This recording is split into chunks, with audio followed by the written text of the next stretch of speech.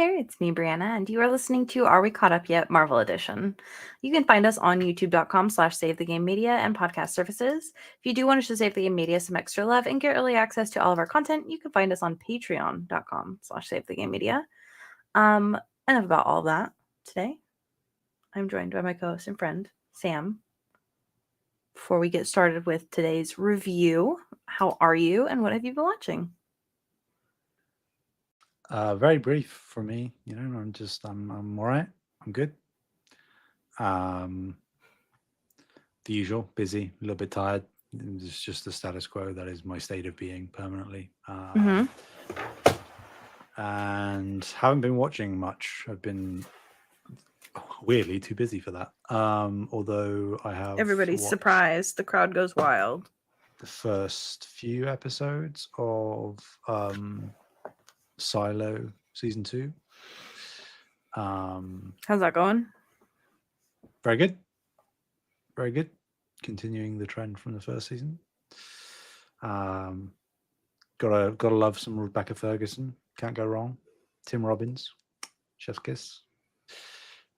Common, he's all right. Yeah, it's very good. I don't know the source material at all. I think everybody that I'm watching it with has looked it up to some extent and sort of have intentionally spoiled the overall premise and like where the story is going. But I'm still remaining blind, so I'm deep in the mystery and the intrigue at the moment, and I don't know how much of the puzzle pieces have already fallen into place for everybody else knows. But I'm just in blissful ignorance, and it's very nice. But that's all I've been watching. Fair. Okay. Well, as you know, Sam, we are into the thick of it with holiday season. So I've been watching a lot of Christmas movies. My cousin came over this weekend, and so my dad's girlfriend and my cousin and I sat and watched a bunch of holiday movies. I do want to shout out a couple just because I think they're good. Just in case anybody wants to watch holiday romance movies. There's Love Hard, I think was a really good one. Single All the Way is my favorite Christmas movie. That one's very cheesy, as holiday movies tend to be, but there's just something about it. I've watched it literally every single year since it came out, and I love it so much. Falling for Christmas was pretty good. Our Little Secret was pretty good. Something from Tiffany's was really good. And then, of course, shout out to Spirited, which is one of the craziest holiday movies you'll ever watch. It's Ryan Reynolds and Will Ferrell in like a Scrooge retelling. It's very good. And it's a musical too. So, how can you really go wrong with that? So that one's on Apple TV if anybody wants to check that one out. So that's mostly what I've been watching. I've been doing a lot of reading, but we don't have to get too much into that. I have read recently a very incredible fan fiction, and sometimes I just am convinced that fan fiction is sometimes better than actual writing. So, I've been doing my best to play some video games. I've been playing Balatro. In fact, about 2 hours of Balatro yesterday while I was trying to watch the movie for today.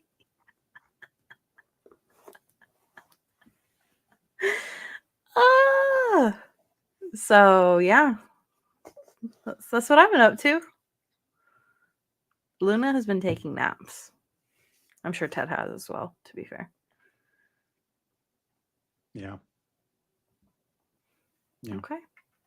Well, let's go ahead and head right into Ant-Man and the Wasp: Quantumania general thoughts.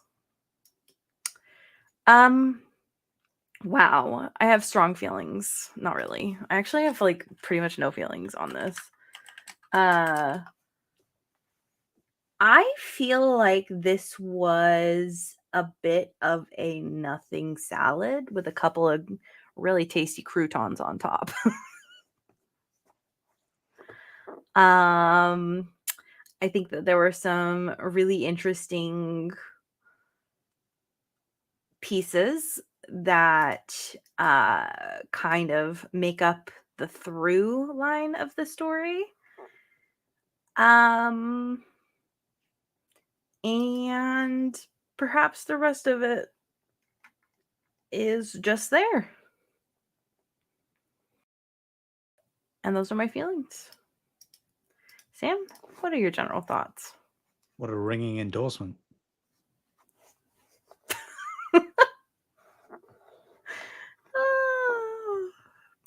Oh, Um, I've I've noted down my thoughts. oh God. Okay, here we go. So give me just a moment.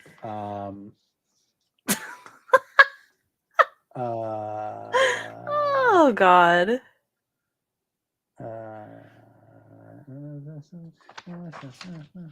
This is so silly. Is this a real book? Yes, it is. Did the actor write it or did they write it for the show? I mean, they didn't write it for the show because it's not a show. But it's I actually technically don't know who wrote it. But it's written as if it is Scott Lang writing it. Yeah, sorry for all people listening to audio. I have a physical copy of Look Out for the Little Guy, Scott Lang's memoir, which they released That's as so a silly. promotional thing. I do enjoy that. You can still buy it, but and it is a fun little read, just a retelling of Ant-Man's journey through the film so far from his perspective. Yeah, I mostly agree with you on the film. I think it's a victim of a multitude of different things, many of which were kind of out of its control. Where contextually, this and a handful of other things around this era was when Marvel was leaning very heavily, specifically into Rick and Morty writers. And no more than in this film is that evident. Yeah, as soon as you said Rick and Morty, everything made sense. So, yeah. So I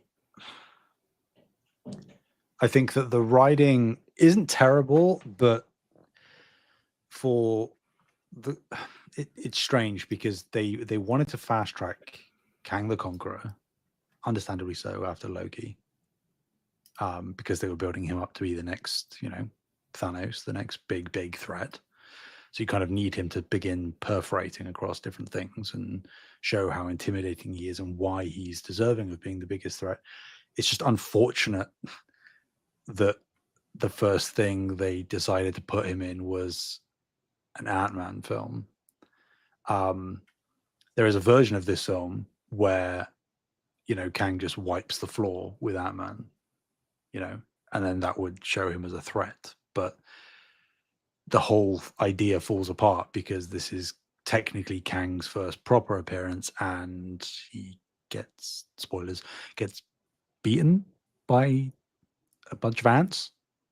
And you're like, well, I wouldn't have ever seen that happen to Thanos.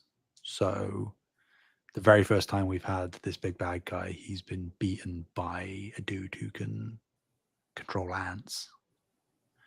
So when you put him up against a literal god of thunder, or someone imbued with mystical powers from Africa, or somebody who's been who's cosmically enhanced by the Infinity Stones or whatever. It's like, well, okay. So that's not great. Then you have this being its entire production running through COVID pandemic, right? So you have full lockdown, you have quarantine, you have everything shot on the volume, everything in green screen. And that also shows through in the film. Not terribly, but there are a fair few moments where it looks pretty jank. And then on top of that, this is also coming at a time where Marvel were pretty notoriously, like, severely overworking the VFX artists. I mean, they still are, undoubtedly, unfortunately, but this was like crux, like peak, like breaking news all across the industry, criticism. And again, you can kind of tell where the VFX look a little rushed a lot of the time, not just in the general CGI of the environments, but in certain characters and certain things that happen. So, like you said, the crouton analogy, I think that there are like bits of this film. It's like a diamond in the rough, right? Where you can see little bits of the diamond shining through, and they shine really quite bright, actually. But the problem is that they just don't clear any of the rough off of it. So it's still the just rough being like literal poop. It's like a diamond 90% buried in actual excrement. Yeah. So I can't hate it because I do think that there is redeeming stuff in here. I don't lament it as much as I do something like Love and Thunder, where I like so much of that, and specifically like the Jane storyline and the Gore storyline. I'm like, you just wasted two excellent things. This one, like you say, it's kind of just like a nothing thing. It's just like another Ant-Man film. And like the other Ant-Man films, there's some enjoyable stuff in there.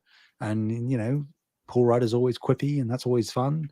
And Kang was pretty good for what was there. But outside of that, it's just sort of like,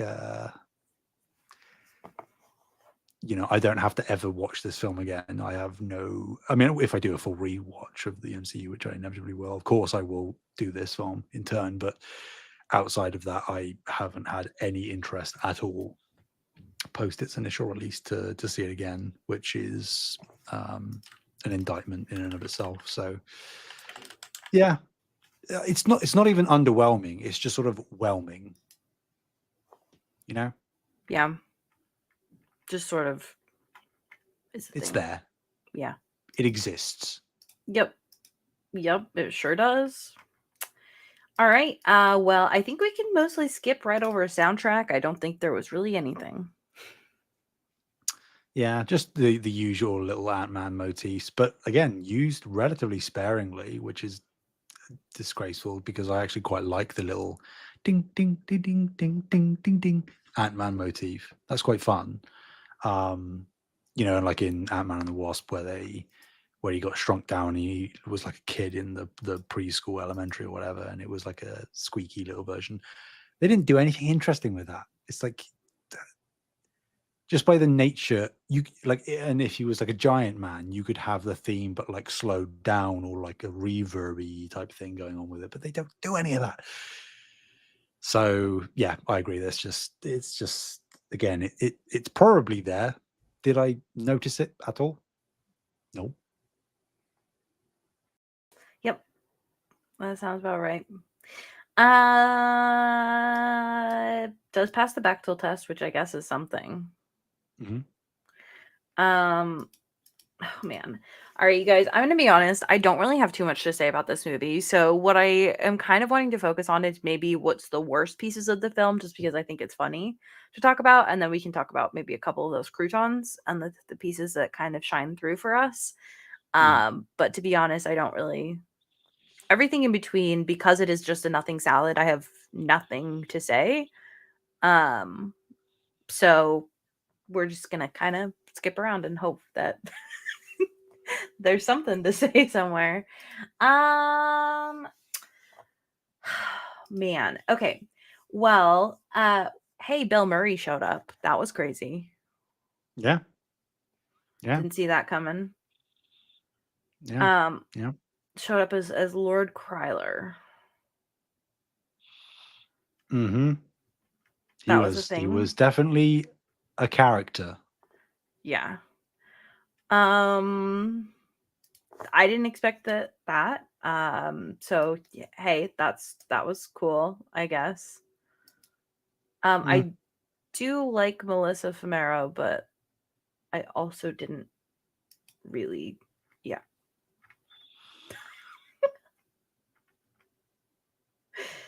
Yeah, Yeah. people are there. Somebody I really did like. I like the direction they're taking Cassandra Lang. I do enjoy the direction of her character where it's like she's starting to get into the science because, she's been influenced by, Hank Pym and like, Hope and stuff like that, like and all of them being around.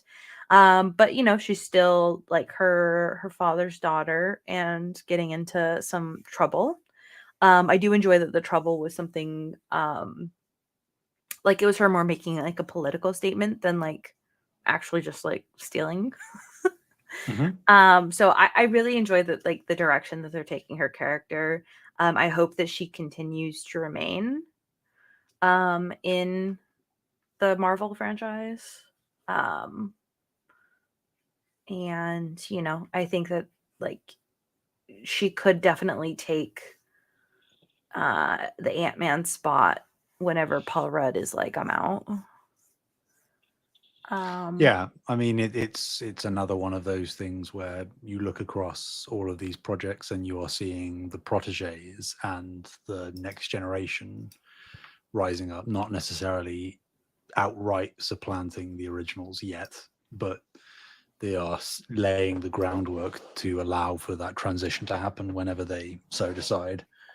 Um, yeah, I like Cassie as well. I mean, I've always liked her, when she was younger throughout the previous Ant-Man films.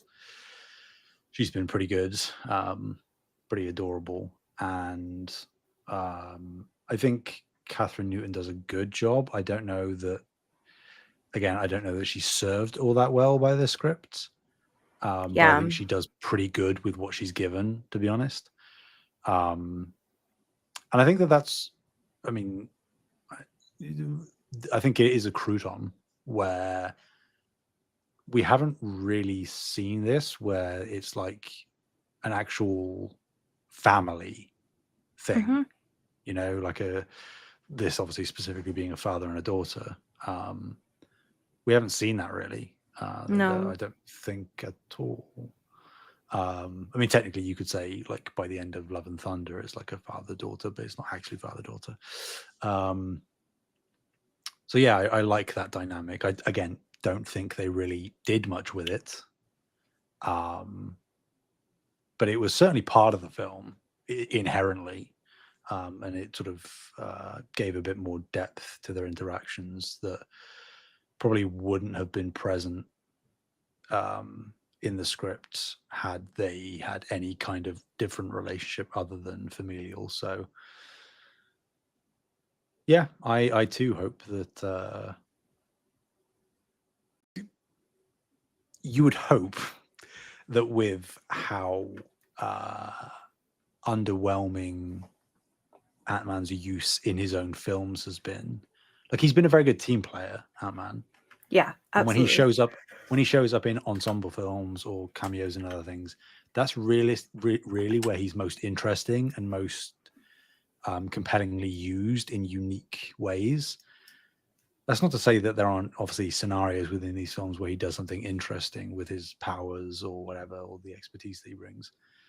But you would hope that Cassie is going to be that outlet going forwards where they do interesting stuff with that power set and with her having that lineage of her father being the not original Ant-Man, but the original Ant-Man from the films we've seen.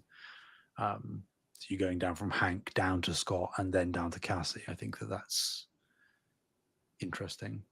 Whether they do anything with it, I don't know. Just basically what I'm saying is the long and short is just hire a different director, maybe going forwards. We don't need Peyton Reed again. He's done all 3 Ant-Man films. It's clearly not quite working. So bring someone else in. Yeah. I think that like the first one worked and then it hasn't really since. Yep. Man, I think do you want to call out that I really did not enjoy the moment where she's like, just don't be a dick. And then it like he comes back and he's like, I'm not a dick. I think I was like, oh my God, you guys, that was Rick and Morty writing. Sure. I think the first bit works for me, where she's saying, just don't be a dick, and then he's like, but look at me. I'm such a dick. I think that is so absurd that is funny to me, because he's like crumpled into the ground at that point, right? But yeah, the bit where he sort of charges in and disrupts Kang's shield and says, I am not a dick. That's like, okay. It turns out you killed the horse with the first punch, and by just bringing back the joke a second time, you're already beating the dead horse. So yeah. That one was unfortunate for me. Speaking of MODOK. Oh God, okay. What? Hot take, I really like him. I do not. I don't think he's a horrible character. I think that the design makes me incredibly uncomfortable. Incredibly comics accurate, though. That is pretty much exactly. He arguably looks uglier in the comics, to be fair, because he doesn't just have Corey Stoll's face stretched out. Oh, God. But yeah, I don't know. And he's definitely not Yellow Jacket in the comics. Yellow Jacket being the villain from the first Ant-Man film. That they aren't the same person. They are 2 completely separate villains, but they just decided to retrofit Darren being crushed and shrunken down, obviously, and it makes sense why he's here. I mean, it sort of does. I'm not mad about that part. Yeah. Of all the things to be upset about, that's not one. Yeah, I think the one thing I would have said is, I know that this is primarily a comedy film, and whatnot, and MODOK inherently, just by who and what he is and how he looks and everything, is a more comedic character. He's not trying to be, but he's just he's a laughing stock, right? And that's what makes him angry and makes him dangerous. I kind of wish we got some of that danger, like when he's first introduced and he's got like the face shield down. That's cool, it's like, okay, but that's very quickly brushed aside. And I feel like if MODOK at any point after his initial introduction in the film was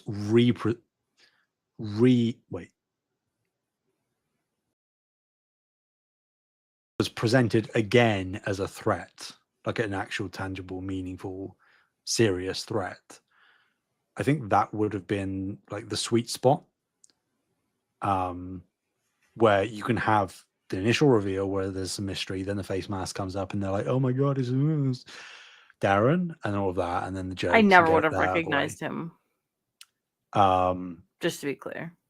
And I think if you had people making fun of him, and then something happens, say, in the storyline arc of media and fiction in general, you have at the end of the second act some like traumatic or dramatic thing happening. I feel like if MODOK had been the culprit of that event, whatever that was, that might have really worked for me. That probably inherently would have prevented his redemption at the end of the film, but I feel like the film would have been better if he didn't have the redemption at the end of the film. Again, as funny as it was when he was dying, he's like, "You're always a brother to me," and I mean, it's more Paul Rudd selling that scene, to be fair. At least I died an Avenger and all of that. That did work for me, but I think again that was more on Paul Rudd's reaction, being like, "Okay, yeah." A lot has happened today, is what I think is what he said. But no, I really liked MODOK because I knew that this was what it was going to be going into the film, because this is what MODOK is. I think sight unseen, people coming in and seeing MODOK and being like, "This just looks so stupid," and like, "What are they doing?" I get that, but like they went for it, whether you like it or not. They swung for the fences with it, and they're like, "Well, we're just going to put it out as it is and show you it," and that takes some gusto, I think. Fair. Fair enough. I don't know. I think that, like, okay. Well, let's kind of get into the Kang stuff. Kang. Excuse me. Silly. How do I want to phrase this? I think for this film, what I would have preferred, especially like, because it's like you said, like they're showing like the big bad guy and he was defeated by a bunch of ants. Okay. Well, that doesn't set up any stakes whatsoever. What I think that they should have done instead is have MODOK and Bill Murray's character be like together, be like the bad guy for the film. And perhaps like they just see him like kind of in the prison and he's like, "Hey, you guys should let me out so I can help you." And kind of be that like kind of weird, sinister kind of, you're like, "What's going on?" kind of thing from those characters' perspective. They're like, "I'm not gonna let this like random guy out because he seems bad," kind of thing. And then like they leave him behind and then you kind of get the rest of the stuff. I think that would have been much more interesting. Yeah, I don't disagree. I've always had the opinion, strangely somewhat similar to yours, of a far more compelling and I think effective way of introducing Kang as a threat would be doing essentially what they did with Loki again, where you could have, say, MODOK and Bill Murray's character together as the primary antagonist. I would probably say just have MODOK as the primary antagonist, and again, make him an actual threat. You can still have people take the piss out of him, that's fine. But ultimately, at the end of the day, he still actually poses a threat. He's not just something that can be tossed around on the battlefield very easily.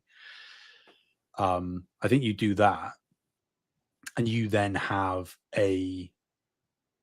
like in Loki, a variant of Kang that is showing up as an ally to Ant-Man to help him defeat MODOK, or this guy is similarly stuck in the quantum realm and wants to get out, and helping Ant-Man is the way to do that.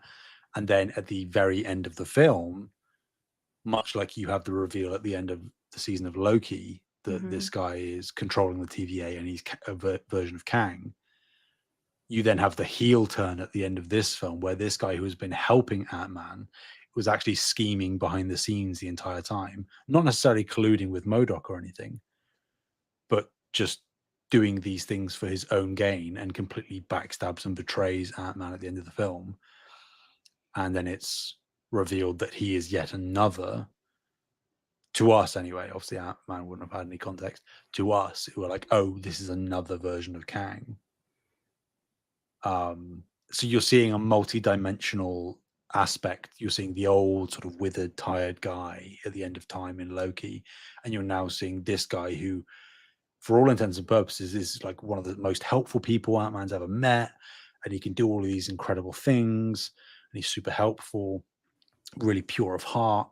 And then right at the moment where Ant-Man needed help most, or he was just about to win or whatever, this person who was an ally or seemingly an ally, does something horrific, and it's a real gut punch to Ant-Man and to us as the audience.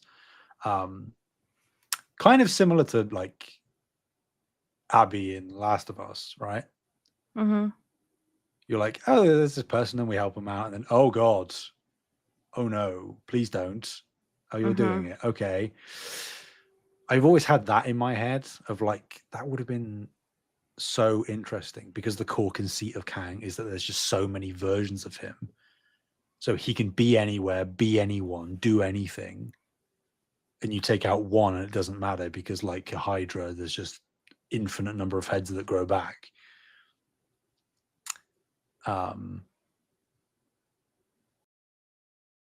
Yeah, so we're aligned there, really, where I think that there is a way to, whether you take your approach or mine, there is a way to frame Kang throughout the film in a different light that then makes him, whether it's a third act reveal or what, far more prescient of a looming threat, if not an imminent one. And they I will just, they say, obviously don't do that. I do think that he's an interesting villain. So do I I. just don't think that he's presented very interestingly here, except for at the end, the very, very, very end. With like I don't even think it's like a post-credit scene. It kind of is, but it's like 5 seconds credits. I think he's a very interesting character. It's a shame this is the very last we'll ever see of him.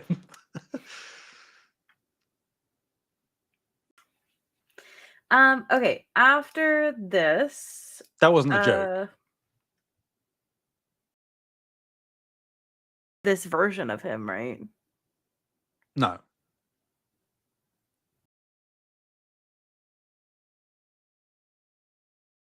No. You're talking about the actor? Yeah. So the villain will still be there? No.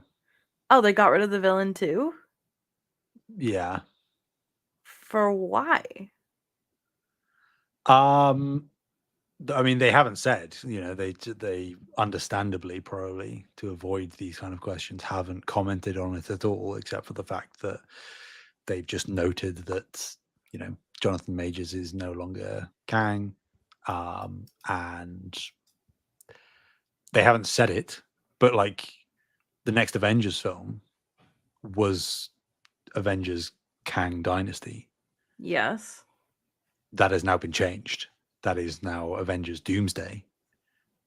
Because they're doing the Robert Downey Jr. stuff. Okay, yeah. Will not feature Kang at all. As far as we know, like the only way I see Kang being involved going forwards is if some other villain that they are now pivoting towards as the primary antagonist going forwards, like decimates that Colosseum of Kangs at the beginning of a film, right? Like that's the only way I see Kang ever showing up again. Maybe name dropped, but I think that they wipe him off the slate, off screen. That is one of the wildest things I think I've ever heard. I also think, like, I don't agree with it, but I think that there is a sentiment among a wide amount of the fan community that Kang just wasn't quite connecting. I think we're aligned in the fact that we can see a lot of potential in the character, and to his credit for all the terrible stuff he seems to have done, the performance as well. There's a lot of inherent, promise there and potential, but I think it wasn't quite connecting with people, and that is inevitably, at least partially, the fault of this film and how they depict him and the writing for him and all of that. But I kind of feel like, especially when the accusations broke out and he was being taken to court and then found guilty and then Marvel dropped him, it's like I feel they didn't want to deal rightly or wrongly, with the PR of being like, yeah, and we're recasting this character with a new actor, but this new actor is probably going to be associated with this character to the other guy who is this and a this and a this and a this. I think they just wanted to be like, yeah, it's not, people haven't loved Kang yet, and this terrible stuff has happened, so it's probably best we just go and do something else. And it's a hard pivot, and it's like, "Bleh." But I do feel that's probably for the best, as much as it's unfortunate that we aren't going to see this promise and potential fulfilled. I think it's probably the safer bet for like the franchise at large. Because I feel like there would be a lot of people who, you know, either stood with the people accusing Jonathan or whatever, that if Kang was in a film going forwards, even if it was a brand new actor, they might have some kind of moral, ethical, mental problem with that. And framing him as the primary big villain overarching over all of these projects is like, well, that could pay off, but you might really screw the pooch if you do that. Yeah. I mean, I understand why they would make that decision, but I also Yeah. think that it's like, I think it's also incredibly fair to not want to throw away a character over like a real person's decisions, you know? I would agree. I'm with you. I would have preferred to at least partially see Kang continue. I could understand if they pivoted slightly away or had Kang sort of more minimized in his overall scope. But yeah, I agree with you that it is a shame to just completely discard him. I won't say anything, but obviously it is teased at the very, very end of this film. He is technically in Loki season 2, but really that it's not Kang. You know, it's a variant. So this is the last time, well, the first and last time we see Kang. So we are going to see Jonathan Majors again, but that will be the last time. Okay. What a bummer. Yeah. Oh, I think literally the lawsuit just got dropped. yeah.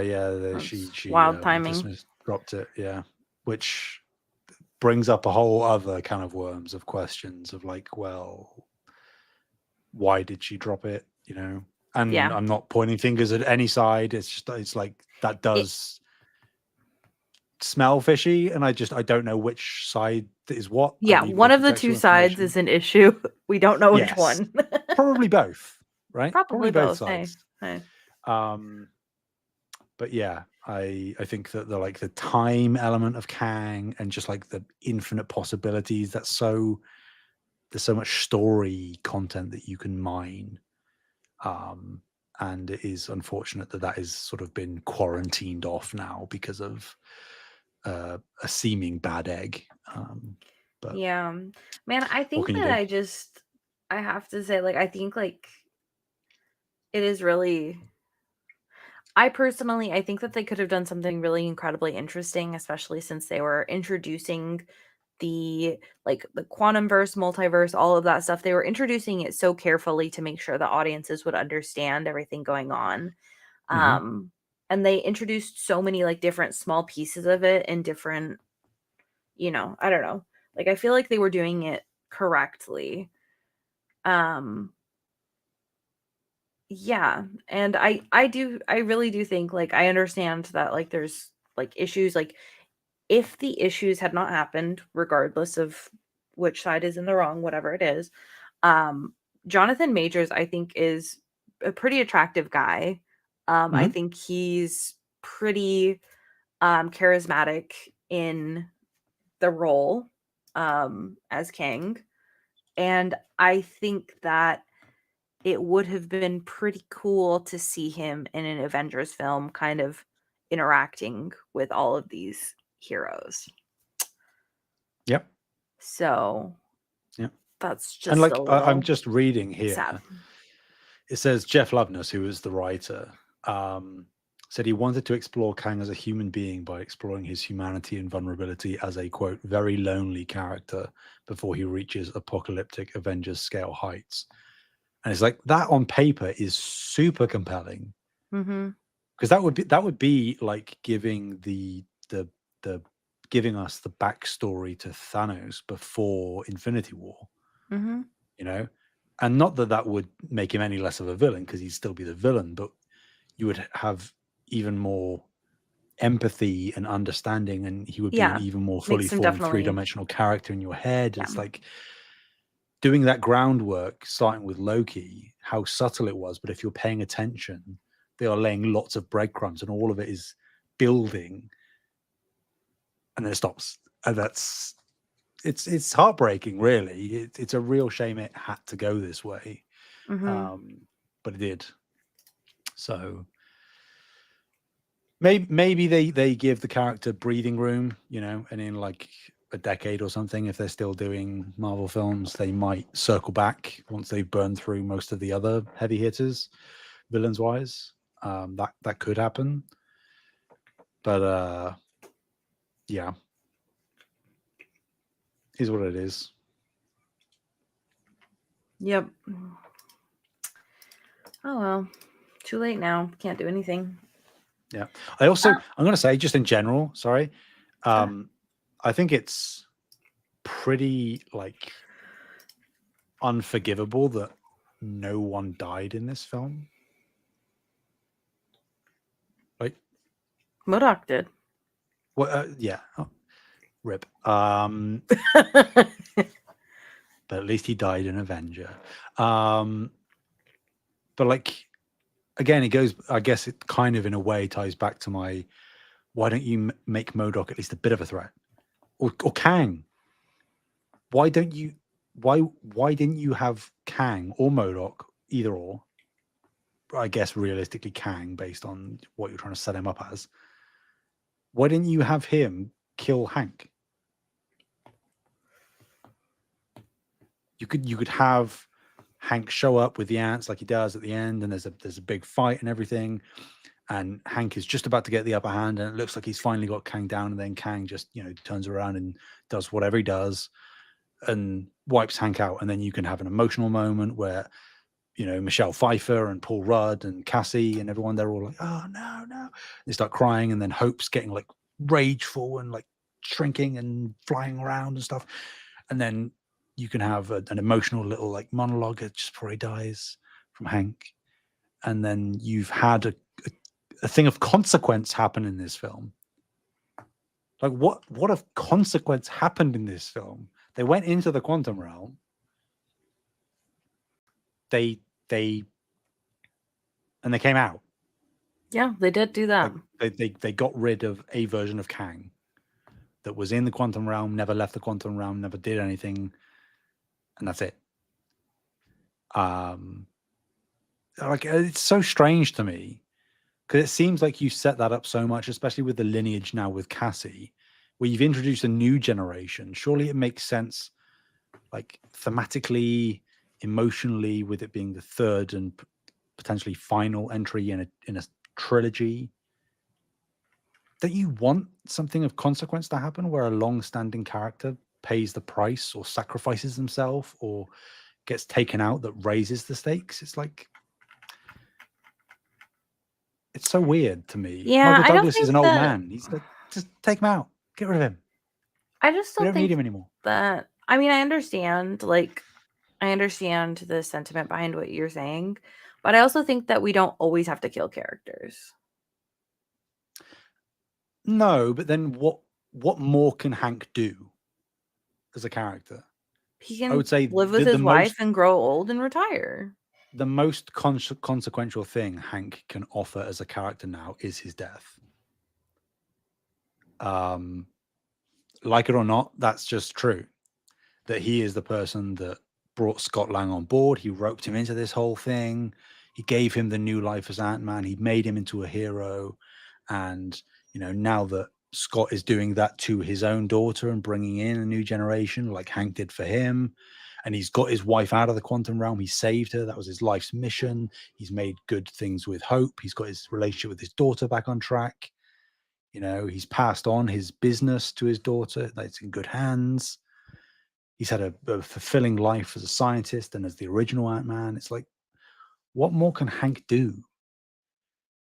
He can just be the old guy that's making jokes about Paul Rudd again, I guess. It's like, yeah, but I I mean, know, like, I agree. No, not everybody has to die. Yeah. But when you're introducing the next Thanos, it probably makes sense that someone should die if you want people to take him seriously as a villain. I definitely see what you're saying with that, but also, like, I think it's okay for people to get old and die that way in the Marvel universe. They were just all smushy. Don't know, guys. Yeah.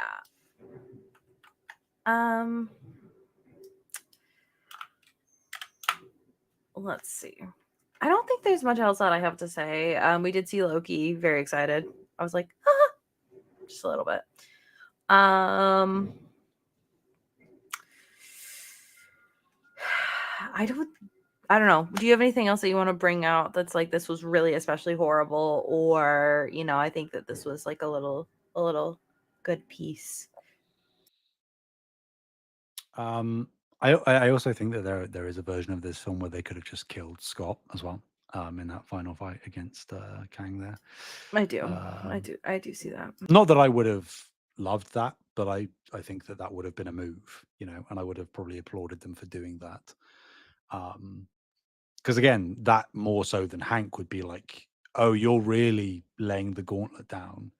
Because that's like Thanos killing Loki at the beginning of Infinity War. It's like, oh, so just no one is safe. Like Ant-Man is a core Avenger, Paul Rudd is a beloved actor. It's like you're offing him, you know, you're committing to it. The one thing I will say that I did like, outside of the things that we talked about, is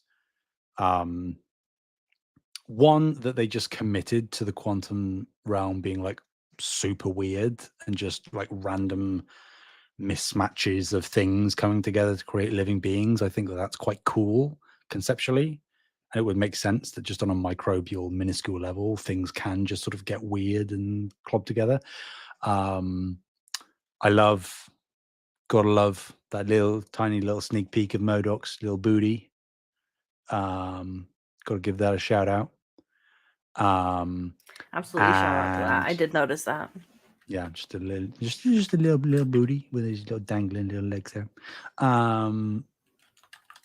And I will say, again, kind of like a mute point, because it doesn't really add anything or relate to the rest of the film at all. But I did like, for the brief moment that it happened at the very end of the film, where Scott is walking down the street and monologuing to himself, you know, like he did at the beginning. And there's that beat where he starts like second guessing himself. You know, he's like, wait, but isn't what I just did what Kang said he wanted to happen? And oh god, have I doomed everyone? And he's looking around and he's seeing all these smiling people, and he's saying, you know, you can visualize the character as visualizing all of these people dying around him, and it's his fault. And I think that I like it so much because it's so different to what we've gotten from Ant-Man thus far, which is kind of just like he suddenly grows a conscience just for half a second. We've just got vanilla from Ant-Man throughout. Yeah. He's just been the same. There's not really flavor here. And that was, for a brief moment, a bit of flavor, where he is the quippy guy. And not to say Ant-Man hasn't had serious moments before, but for him to think, rightly or wrongly or correctly or whatever, that he might have actually like really screwed up inadvertently and done something wrong. And the idea in that moment, watching it as a viewer, that like this is setting up consequences down the road, right? That this is like the inciting incident. This is the thing that freed Kang or whatever, you know? I was like, I remember sitting in the cinema watching that and being like, oh, I like that. I like that. Again, means absolutely nothing now. Certainly not now. But yeah, I did want to shout that out because I thought that was a tonal shift that I wasn't expecting. That was also really appreciated because it was a break from the. I did enjoy that vanilla. moment where he like Yeah. kind of because he says like, well, he said that if he doesn't get out, that he'll destroy the universe. Yeah. But I didn't let him out. Yeah. So it's like verging on a panic attack, right? Which is what I loved most about something like Iron Man 3, where Tony was having the panic attacks and it made him more human, you know, like reflecting on everything that he'd done and all the things that he'd seen and mistakes that he'd made gave Tony panic attacks and PTSD. It's like, there's shades of that, and it would make sense for Scott Lang as well. So yeah, this is honestly that what happens there is how I imagine like most guys' brains work, where it's like they have thoughts all of a sudden and then they go, nah, just keep walking. Yeah, we just like really cataclysmically spiral for a minute or two, and then there's just a light switch that goes on. We're like, no, we're fine. And we just ignore it again until we spiral again, inevitably a few minutes later. That's sort of just the perpetual existence of man. Yeah. Explains why we're so volatile. That's what it is. Right? It really does. Yeah. Head empty most of the time. Mm-hmm. Yep. All right. Well, rest in peace to that. The concept of cool things happening in Marvel for once.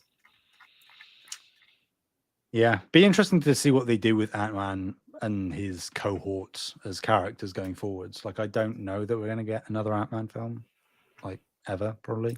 If we do, it better be somebody else. Like, I need them to go back to the first film. I need them to bring the crew back. I need them to bring back that storytelling. I really enjoyed the way that they did the storytelling. Please give it back. Yeah. Yeah. I can't deal with it. It's out of the way. You know, you got it out of the way. What's next, Sam? I mean, there's a few different avenues we could take. This could technically be a place where we could diverge, but we'll stay the course for now. So, as far as I'm aware, that means we have Guardians of the Galaxy Volume 3 up next. I've been debating whether to do this or not, but I will. Not just for you, but for listeners as well, if they haven't seen it. I will issue a minor trigger warning. There is, without spoilers, not for very long in the film, and it's not like super explicit at all. But there is a heavy focus, narratively overall, on Rocket, and I will say we learn more about his backstory, and that does entail some depictions of, I guess there's no soft way of saying it, animal abuse. It's really not in the film for very long, but it can be quite upsetting, even so.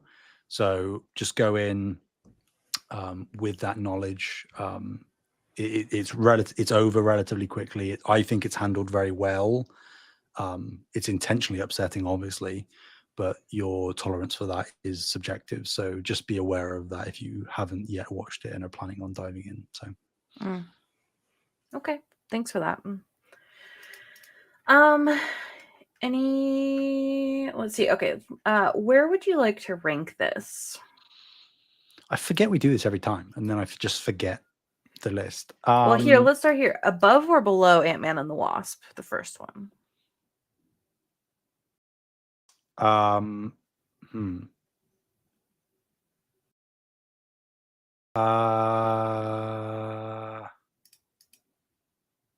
you know what? What's below Ant-Man and the Wasp? Iron Man 2. Above Put it it is slap. Multiverse Put of it. Madness. Put it slap bang below Ant-Man and the Wasp. Okay. I can do that.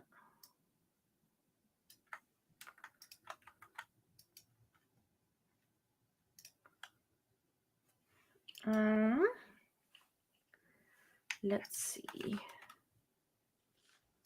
All right. So that will put it at number 39 for you. So bottom 5 is Ant-Man and the Wasp, Ant-Man and the Wasp, Quantumania, Iron Man 2, The Incredible Hulk, and then Dark World. Yeah.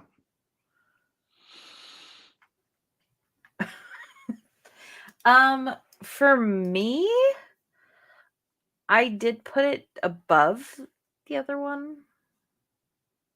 That's fair. I mean, it is close, I think. Yeah, and there are probably agree. elements of Quantumania that I like more than Ant-Man and the Wasp. I just think probably overall Ant-Man and the Wasp, as much as I don't like it, is more consistent of a film. That's why. Yeah, but I just, for me, I just think that Quantumania is more entertaining. So I think that that's why it wins for me. So for me, it's at spot number 39. So Thor: Love and Thunder, then Quantumania, then just Ant-Man and the Wasp, Dark World, Incredible Hulk. So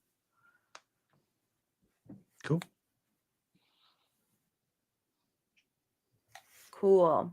Well, you guys, I can't wait to watch Guardians Volume 3. I hope it's better than this. It's not especially a high bar to clear, is it? Yeah, it's not, but sometimes Marvel just can't clear that bar. The bar is literally under the ground and they're like, we just can't get above it. They like dig underneath. Guardians has had a good track record thus far. Let's hope they maintain that. Let's hope they maintain it. Yep. Okay, guys. Well, thanks for hanging out. Have a good 2 weeks. Bye.